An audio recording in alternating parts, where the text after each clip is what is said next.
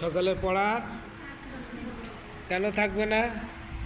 আমাদের ছাত্র কম। আমাদের ছাত্র কি লাগবে 20 জন কমপক্ষে, 35 জন হওয়ার কথা। কমপক্ষে কয়জন থাকবে? আর যে ঘুমাই আছে মাত্র 9 জন। তেমন এইগুলো লোক বাড়ানোর জন্য আমরা একজন 3 জনকে ডেকে আনবো। কয়জন? ছোট হোক বড় হোক, ছোট মাজারও ডেকে আনবো, ভূমির থেকে ডাকে আনো, ঠিক আছে?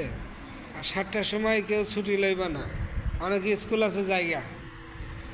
এই জন্য তোমাদের রিকোয়েস্ট, 8টার আগে যাইবা না, একজন 3 জনের ডেকে আনবা। তাহলে আমরা যদি এখানে 9 জন থাকি, 3 নং 27 জন হইব। কয়জন ডাকবা? কিছু শোনে না বয়রার বাচ্চা। 3 জন ডেকে আনবা। কয়জন? তাহলে 3 নং 27 হয়ে যাইব। আমার আর টেনশন নেই, 20-এর উপরে থাকতেইব। আর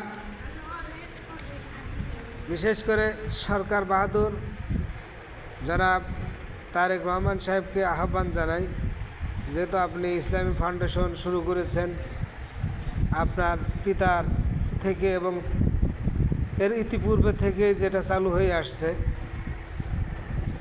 তো বহুকাল ধরে ইসলামের এই ফাউন্ডেশনটা ছোট্টবেলার থেকে আমরা পড়েছি।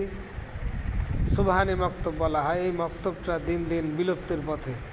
তার প্রধান কারণ হলো রাত্রে দীর্ঘ সময় বাচ্চারা জাগে, মোবাইল টিভি দেখে ঘুমায়, সকালে আর ওঠে না। অভিভাবক বাচ্চারা কেউ ওঠে না। 2 নম্বর কারণ হলো স্কুল সকালে 6টা বাজে, 8টা বাজে ক্লাস দিলে বাচ্চারা কেমনে আসবে?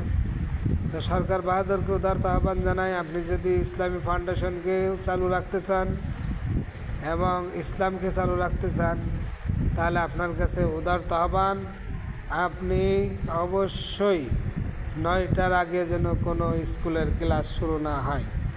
যেহেতু আমরা মুসলমান, কোরআন আমাদের পাথেও, মরার সময় কোরআন লাগবে, নামাজে কোরআন লাগবে, সব সময় কোরআন আমাদের পথ নির্দেশিকা। এই জন্য আমাদের সরকার এবং ঊর্ধ্বতম কর্মকর্তা এবং যারা অফিসিয়ালভাবে কাজ করছেন, ডিসি, এসপি এবং সচিবালয়ের সম্মানিত সচিব মহোদয়গণ, আপনারা অবশ্যই, যেহেতু আমাদের দেশটা মুসলিম, শতকরা 90% মুসলমান, এদের কোরআন শিক্ষার একমাত্র সময় সকাল।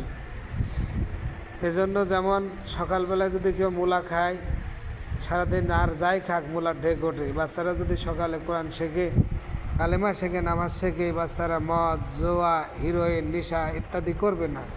আর ঐশীর মতো কুলাঙ্গার বাচ্চাও হবে না যে নিজের আব্বা আম্মাকে হত্যা করেছে। এই জন্য সরকার বাহাদুর এবং ঊর্ধ্বতম কর্মকর্তাদের কাছে আহ্বান জানাই, আপনারা ইসলামের স্বার্থে, মুসলমানের স্বার্থে 8টার আগে, অর্থাৎ 9টার আগে কোনো প্রতিষ্ঠান খুলবেন না। সেটা সরকারি হোক আর বেসরকারি হোক, সরকারি হোক বেসরকারি হোক, 9টার আগে কোনো স্কুল, কলেজ, ভার্সিটি, কোনো কোচিং, কোনো শিক্ষাঙ্গন যেন স্টার্ট না করা হয়।